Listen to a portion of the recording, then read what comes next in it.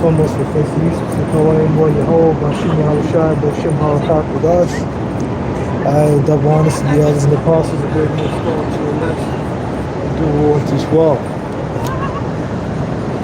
Alright, so we're out here late night. Got a different camp spot today. So we're just gonna go ahead and run it. You can't be afraid. Just gotta go out here and teach. You know, be in season, out of season. Alright. So I wrote up a little lesson. We're willing to be edifying. There it comes. You know? Typically, I was gonna camp across the street. If that wasn't happening, he straight up muted my stuff. You know? So we're just gonna run it. Today I was mainly thinking about the word contract, things that we have to do, the things that are required of us to do within this truth. You know, the stuff in the world, man, these people, their whole mindset is, you know, do what thy will. You know, the Aleister Crowley shit, you know, do what thy will philosophy. So we're just gonna go ahead and cut all that. Alright? And if the people wanna laugh, they can laugh. If they wanna giggle, they can giggle. At the end of the day, you know, I'm doing this to get saved, man. I wanna get salvation.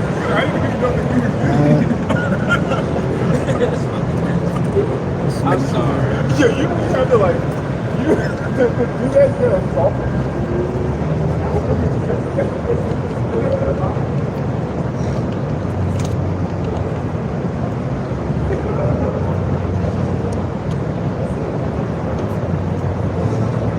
First things first, what's the word contract mean? Just gonna go ahead and Google that.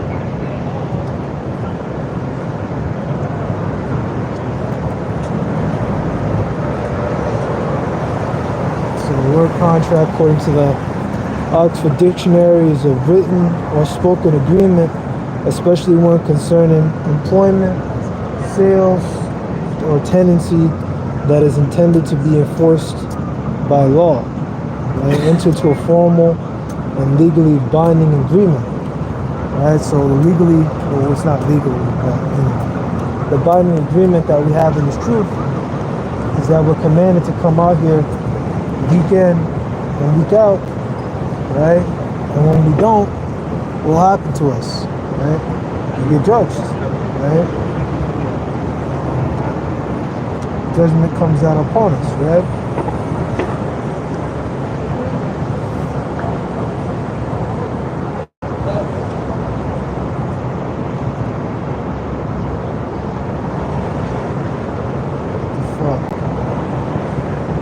Isn't it popping up? You can't actually click it. That's okay. I can type just fine. I can't do anything else. That's all. Alright, so we're just gonna run it. We're out here late. We got a little bit lost in the way here, but it's gonna be short today. Keep it short and sweet. This is the book of Revelation, Ezekiel chapter 30, verse 19. That's verse 18. When I say unto the wicked, thou shalt surely die, and thou givest him not warning, nor speakest to warning the wicked from his wicked way to save his life, the same wicked man shall die his iniquity, but his blood will I require at thy hand. Actually, it's verse 17. So the man made the watchman unto the house of Israel, give ear, therefore hear the word of my mouth, and give them warning from me. And that's what the role of a watchman was, still is. Right? We're spiritual watchmen. We're not physical towers like we did in the ancient world, but in the old times, you had a gate, and then you had a tower, and you have a watchman who would stand over the tower, and his whole goal, and his whole job was to pretty much, you know, give out that warning when the enemy was coming, right? And we're doing the same thing now, right? I'm gonna see if the light is actually good over here. Okay, light meter. I just want to make sure I'm not like in darkness or some shit, because that's a no-no. You don't want to like, you want to have some light on you, right? Right? Let me see what this says. Ezekiel 33:7 and 9. I want to see what Ezekiel 33:7 and 9 is. That's the book of Ezekiel, chapter 33, verse 7. Son of man, see thou, son of man, I have set thee a watchman to the house of Israel. Therefore, thou shalt hear the word of my mouth and warn them from me. When I say, okay, what's it says the same thing. Never mind. I'll just read this though. I'll just keep reading on down. It's literally the same thing. Verse 18. Well, I say to the wicked, thou shalt surely die, and I'll give him not warning. But speaking to warn the wicked from his wicked way to save his life. The same wicked man shall die his iniquity, but his blood will I require at thine hand. Right? Yet thou warn the wicked, and he turn not from his wickedness, nor from his wicked way. He shall die in his iniquity, but thou hast delivered thy soul. Right? And as we always go into, I think it's 1 Peter 1, like 8, you know, of seeing the end of our faith, which is salvation of our soul. But we want to get our soul saved, aka by entering into those chariots, right? And you know, getting our salvation, right? So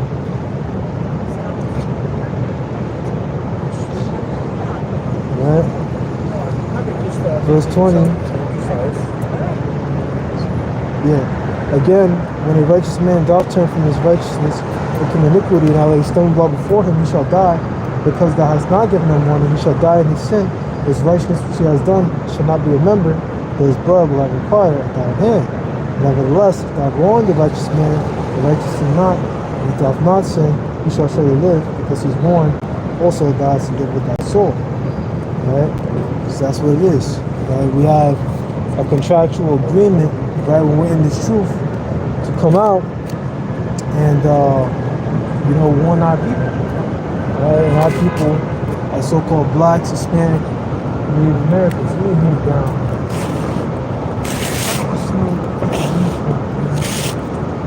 I don't know. Where am I gonna camp, bro? Like literally wherever I go, it's just like straight like trash. Straight trash. Like fucking shit from the gutter. I don't know, that TD Bank, man, maybe over there, man. Maybe over there, maybe someplace else. I don't know, man. I don't know. But I'm not gonna camp. This is probably gonna be low than my last time camping at night. Because this stuff is, it's just not it.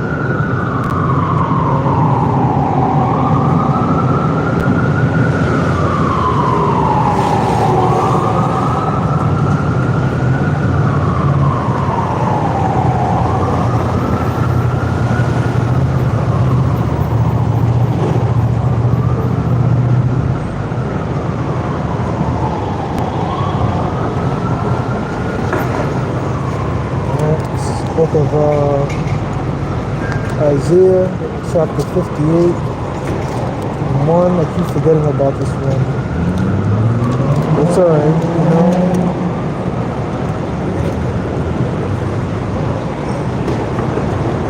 Right. Cry aloud, spare not, lift up thy voice like a trumpet, and show my people their transgression, and the house of Jacob their sins, right? And that's what we're supposed to do. We're supposed to cry aloud and spare not. You know, we're not supposed to spare people's feelings or care about people's feelings or, you know, cut the truth out, right? You know, scripture says, you know, he that addeth unto the book, you know, Lord shall add unto him the plagues. Alright, so that nuclear missile is going to come and get you. Because if you add up to scriptures, right, you're going to get nuked. Yeah? See it. Yeah.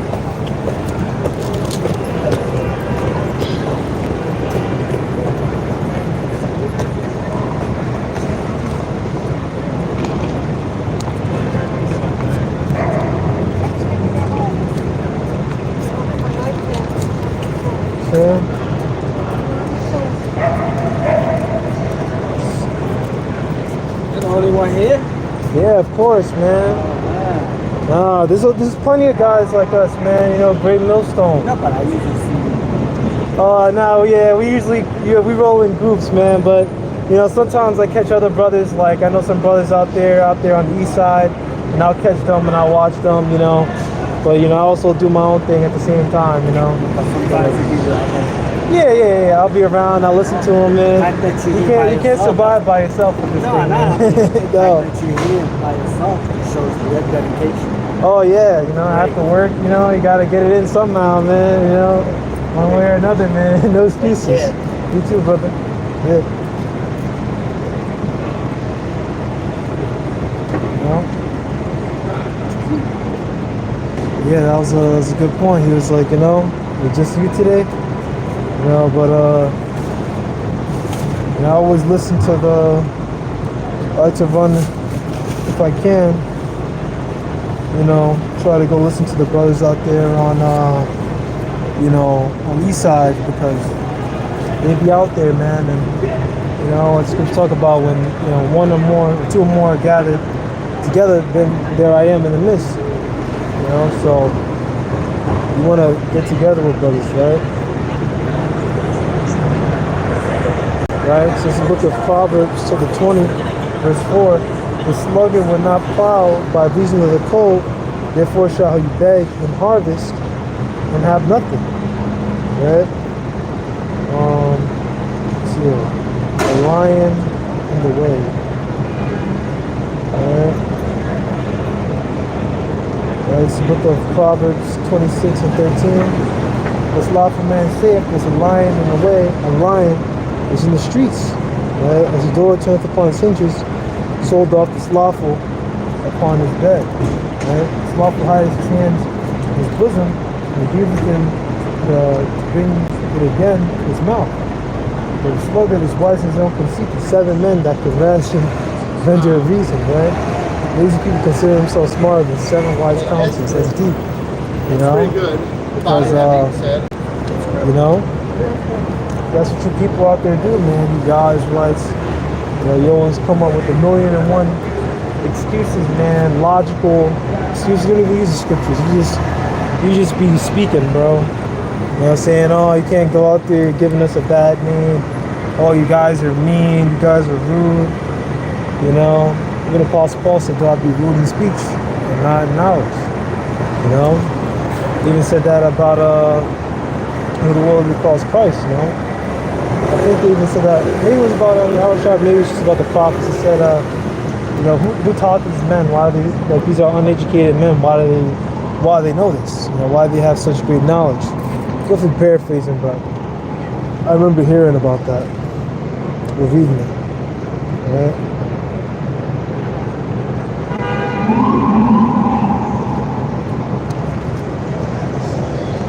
So, suffice to say, right?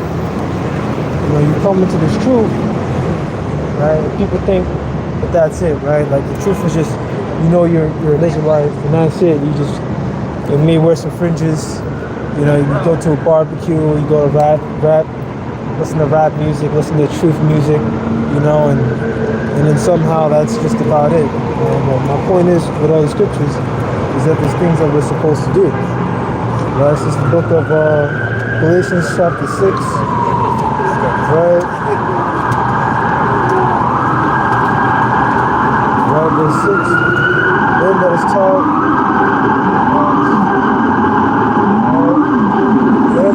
the word communicate unto him that teaches in all good things. Be not deceived. The Most High is not mocked. Whatsoever a man soweth, that shall he also reap. And he that soweth to his flesh, shall the flesh reap corruption. He that soweth to the Spirit, shall the Spirit reap life everlasting. Right? Let's not be weary of well doing, for in due season we shall reap if we faint not. Right? So we're not supposed to faint. Right? Even though it's truth, you know, that we engage in, you know, it gets difficult. You know, we get moved. You know, sometimes, you know, brothers get dealings with police. You know, we're not supposed to stop. We're not supposed to just say, you know, to hell with it. You know, like what everyone else in the world does when the going gets tough. You know?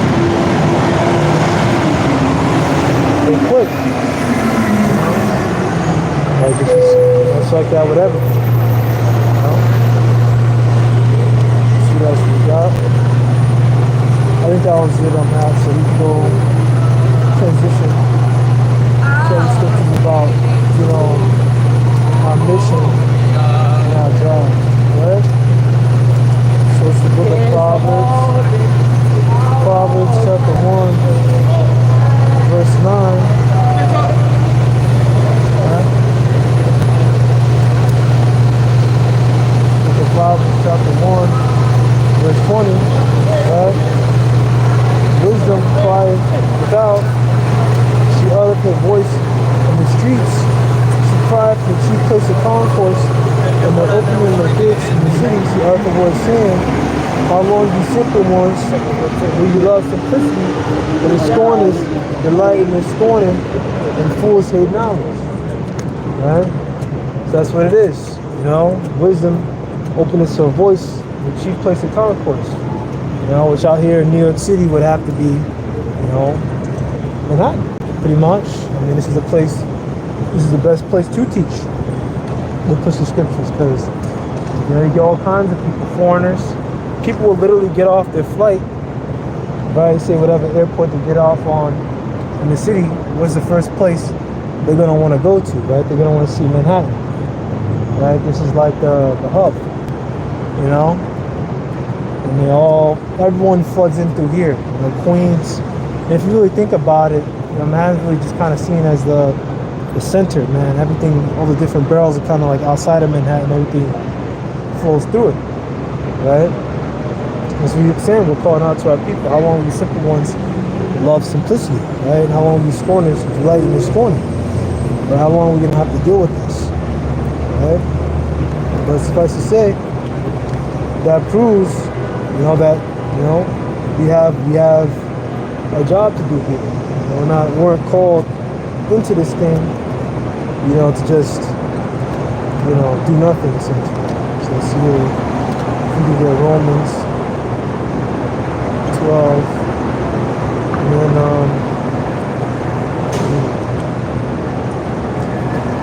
I'm probably gonna get ready to close out because it's fucking crash out season today, so we'll get to a few more. Lord willing, I'll be safe out here and I make it home alright. You know, not a good idea to camp at night. Or just late at night. But, right, this is the book of Romans 12, verse 1. I beseech you, therefore, brethren, by the mercy of the Most High, to present your bodies living sacrifice, wholly acceptable to the Most High, which is your reasonable service.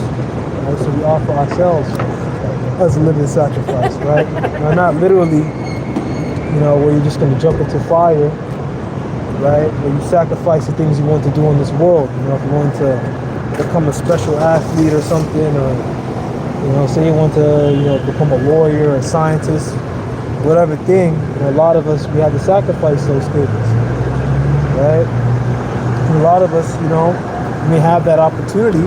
Like I have opportunities to do, you know, a lot of things, right? But I don't want to because, you know, certain of these things that I want to do, well, that I want to do, but that I could do, I have opportunity to do, you know, will require me to travel for a long time, right? And I'm not going to be able to be out, you know, come out each week and push out this truth, you know?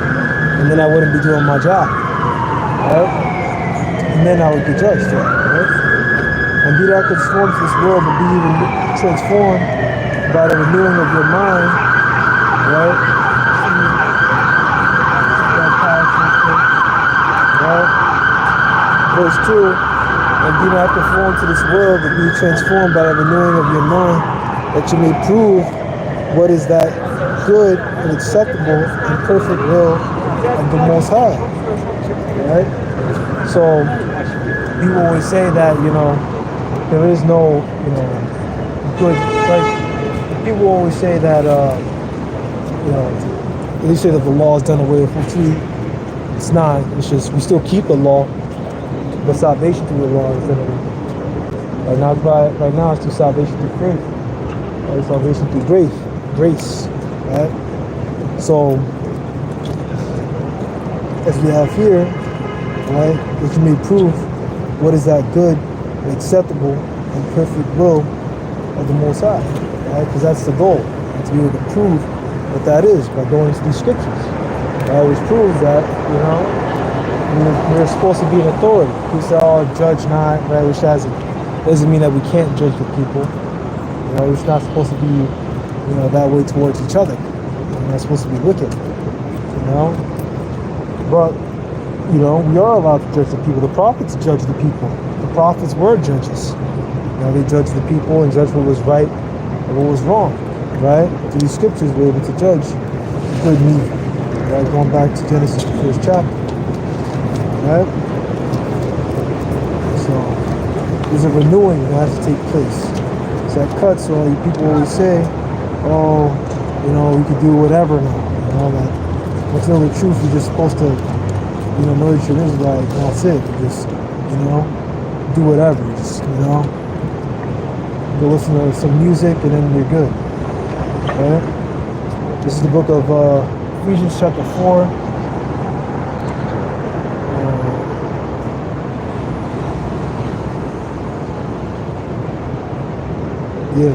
Verse 17. This I therefore say and testify in the Lord, that ye henceforth walk not as other Gentiles walk, in the vanity of their mind, right, in their pride, have understanding darkened, being alienated from the life of the Most High through the ignorance that is in them, because of the blindness of their heart, right?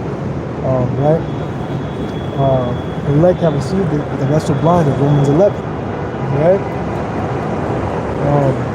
Who being past feeling, having given himself over into the seriousness, lust, or uncleanness with grievance, which ye have not so learned Christ, right? And so be that ye have heard him and have been taught by him that the truth is in the Yahushua, which will concern the former conversation, the old man was corrupt according to the deceitful lust, and be renewed in the spirit of your mind, that you put on the new man, which is after the Most High, is created in righteousness and true holiness. Right? So that's what you're supposed to do. You're supposed to be renewed. You're supposed to be different. You're supposed to move and think in a different way. Your mind is supposed to be renewed. It was renewed, like when you renew a membership, made new, made fresh. And you're not supposed to be thinking the way you were thinking before when you found out your true nationality. You're supposed to be moving in a different way. Which, you know, part of that thing is, you know, you go out to the camp, you learn, right, and you grow, right? You're not supposed to just, you know, "Oh man, I'm from the tribe of Judah," you know, and then that's it. You know, like these people in the world and these other Israelite camps will say, they say, "Oh, no, that's it. You know, I know my tribe, I know where I'm from," and then, you know, after that they'll get a pork sandwich. And they'll just do whatever the fuck they want to do, man. They have no videos, they don't camp, they don't even make a video a week. They may make a video every 2 or 3 months or something, man. You know, if that. Right? This is the book of Colossians, chapter 3, verse 10. Right?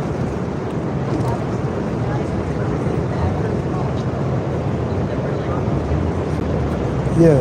Verse 5, right? Mortify therefore your members which are upon earth, fornication, uncleanness, inordinate affection, evil concupiscence, and covetousness, which is idolatry, for which things sake the Most High cometh on the children of disobedience, right? And the children of disobedience are 2/3, right? Ephesians 5 talks about that the wrath of the Most High comes upon the children of disobedience, right? Because you know, what makes it the 2/3 disobedient, right? Because there are people, we went into Isaiah 58, that, you know, we're commanded to come out here and tell, you know, Israel their transgressions, right?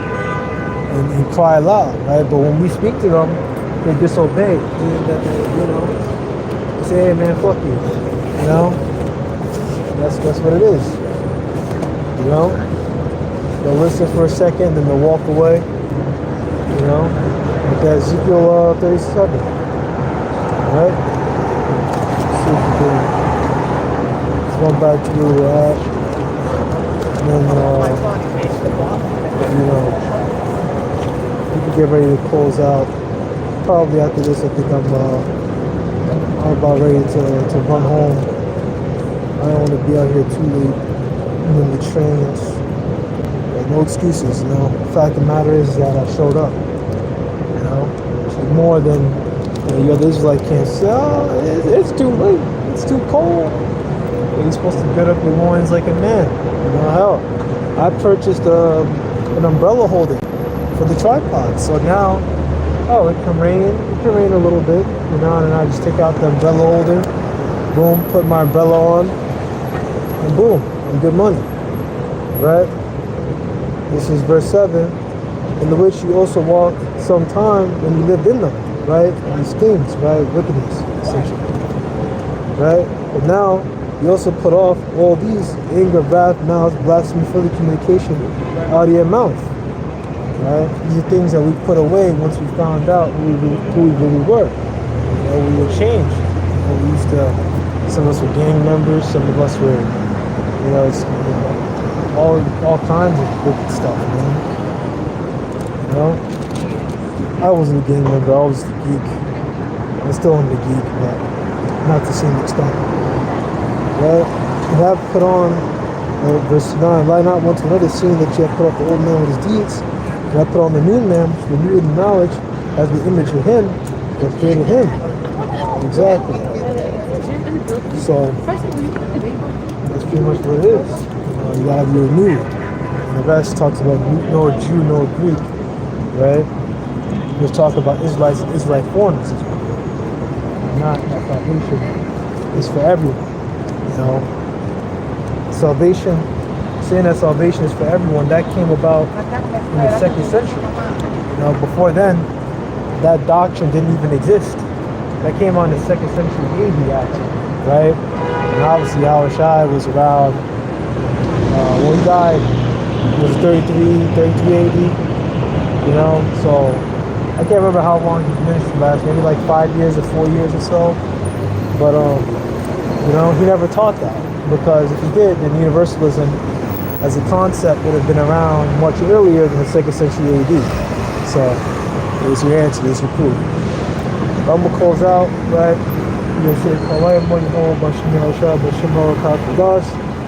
right? Once again, the monster, the eyes, and the apostles, the great minister of GMS, do roll into 12. Job had to be done. You had to run this camp, you know, every single week, no excuses, you know, one way or another. Right? So I'm going to close off. I'm going to say shalom to you.